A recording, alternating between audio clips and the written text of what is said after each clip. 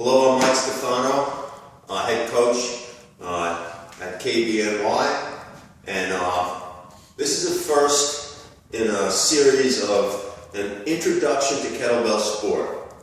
So lesson 1 will be about the snatch, and we'll start off with the swing, because the swing really is the snatch, but the snatch takes it to another level. So the title of lesson 1, From Swing to Snatch, an introduction to kettlebell sport.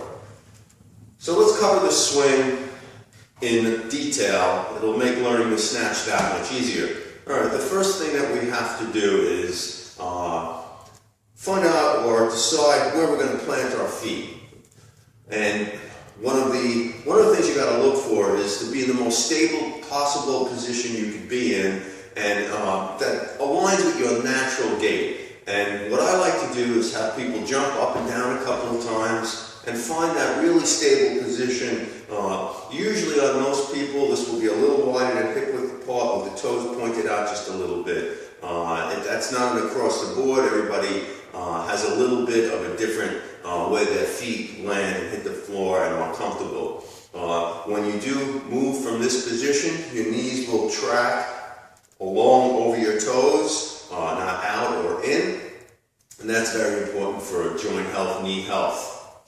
Second thing we want to address is how do we put the kettlebell on the floor? Where is it set? And we want to very specifically have that handle on a 45-degree angle pointing rearward, so my thumb would be pointed slightly back. Another important thing to address here is, you see I'm working with a competition style kettlebell, and all the kettlebells are the same size regardless of the weight. Here today I'm working with a lightweight, perfect for demonstrating. This is a 16 kilogram kettlebell, or 35 pounds, okay? So now in the swing, I'm going to show you a quick look at it, and then we're going to break it down.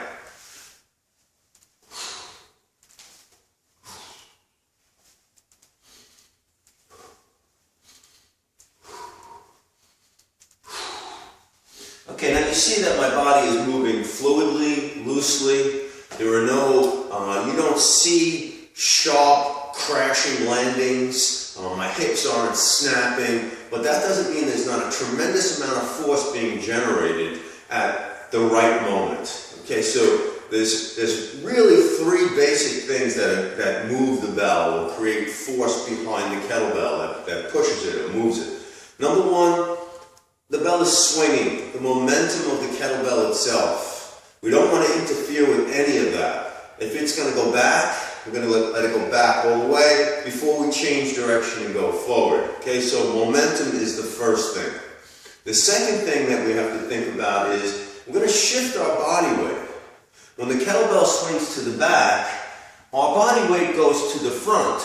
Just like in any athletic endeavor, any sport, you're playing tennis, you're on your toes. Just before you're about to move or go, your weight is on the front of your feet. If your weight is on your heels, you're in a postural position. You're set to just stand there at attention, not ready to move. Okay? Weight's on the toes, the bell's back here. Now we get to shift our body weight behind the kettlebell. We get to throw our hips into the motion, all right? So there's a body weight shift from the front of the feet to the back of the feet, okay? So we get to throw our hips into the kettlebell. The third thing that moves this kettlebell in the swing and in the snatch is that at the right moment, even though I don't need to bend my knees a whole lot as the bell goes down, when that bell comes through, as soon as the bell passes my feet, I straighten my knees. And I give that kettlebell some vertical rise. The whole point of the sport lifts are to get the bell to the top. So we want to turn horizontal arc into vertical rise. So when my knees push away, I let my elbow bend. And the bell goes up a little bit. Yeah. Third thing that we want to address before we begin to swing is how our hand is going to hold the kettlebell.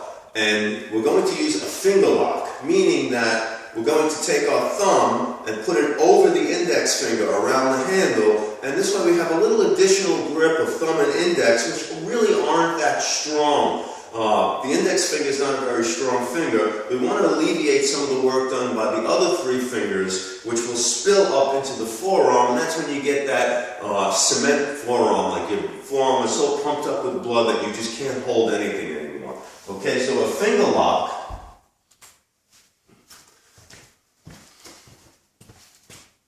That's what it looks like, but I'm still crushing the bell. If I want to engage that thumb and index finger the most, I have to release the other three fingers a little bit. And that will also get the kettlebell past my calluses. Get the kettlebell past the calluses. So the kettlebell will sit like that on the other side and not pinch my calluses and tear them. All right, we want to minimize the stress on the hand, okay? All right, back to the swing. So three things are going to move this bell. I'm going to do a demonstration and put all of that into play.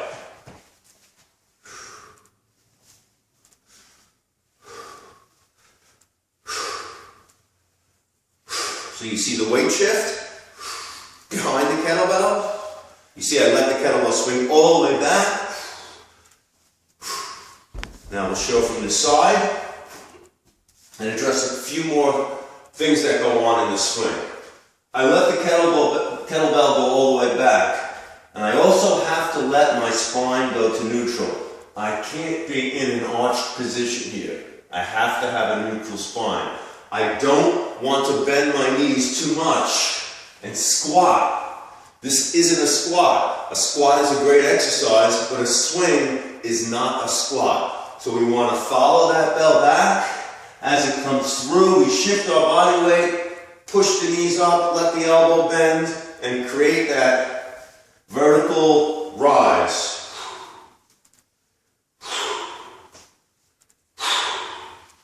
Okay, hear me breathing. Very simple. In all of kettlebell sport, the breath is the same. When we fold in half, we exhale, out.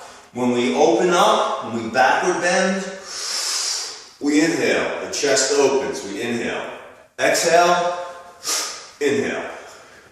It's comparable to yoga. It's a yogic type of breath. Anytime we do a forward bend, we exhale, back bend, we inhale. Alright, so the swing is pretty basic. I'm going to demo it one more time from the side view so you get a nice view at it, and then we'll address the snatch.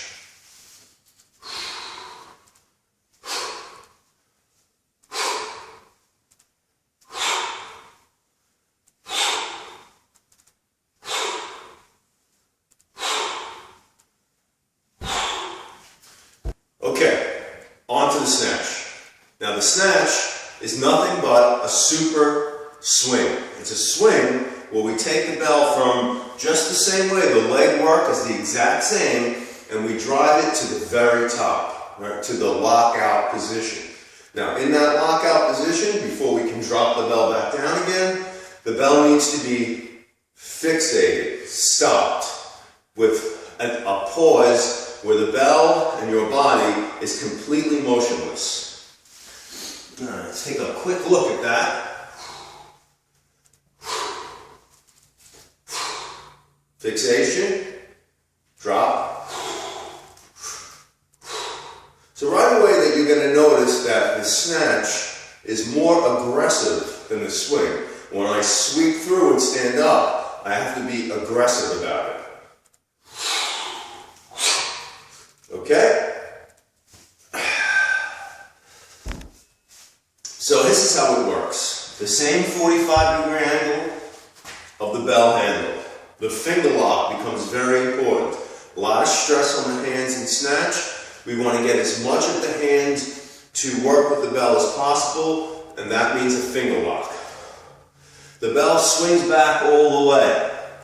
Momentum will drive it forward. We don't want to change direction, go forward before it goes back all the way. it would lose energy. Energy would leak there. You sweep through quickly, shift your body weight, straighten the knees, and let the elbow bend. Not pulling the elbow like you're trying to start a lawnmower, but as the knees straighten, let that bend, that rise go into the elbow. Now, the only thing left to do is to meet the kettlebell at the top in lockout. Now, the lockout position, the bell is going to land on the hip of my palm. It's the heel of the hand on the pinky side, and there's like a little, I'll come nice and close, that little meatball right there. That's where the bell is going to land. That's what you want the bell to sit on. In addition, your wrist is going to be relaxed. The bell will sit on that spot. Your wrist really doesn't come into play here. It's more about the relaxed wrist, the pressure through that heel, the hip of the palm, the heel of the hand, directly into the forearm, straight into your bone structure. Okay, so let's do a few snatches. Take a look at it. Okay, I'll do a few from the front and a few from the side here.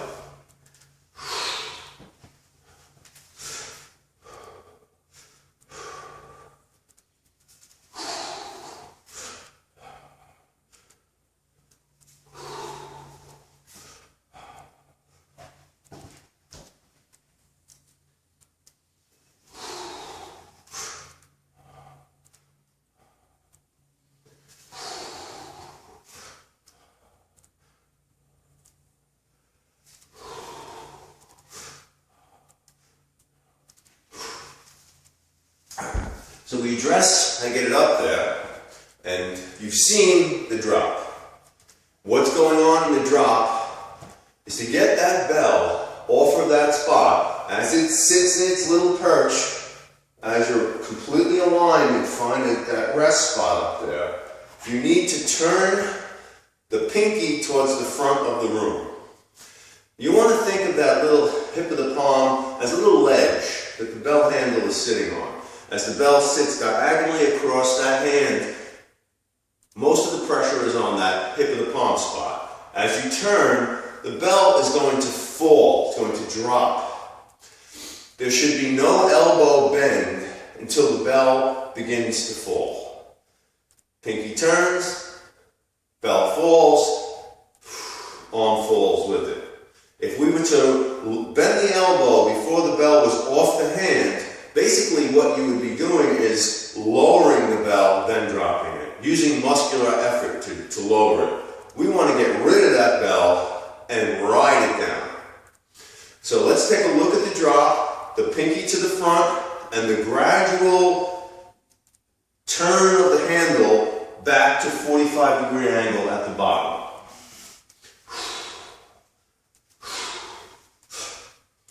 So the pinky will turn to the front as I keep my hand nice and relaxed up here. My fingers don't have any tension in them at all. The bell sits, pressure straight through. I feel it in my lat. I feel the pressure through my hip, through the floor. Pinky to the front, and remember to catch it at the bottom as the bell falls close to the body with the elbow bent in the finger lock position.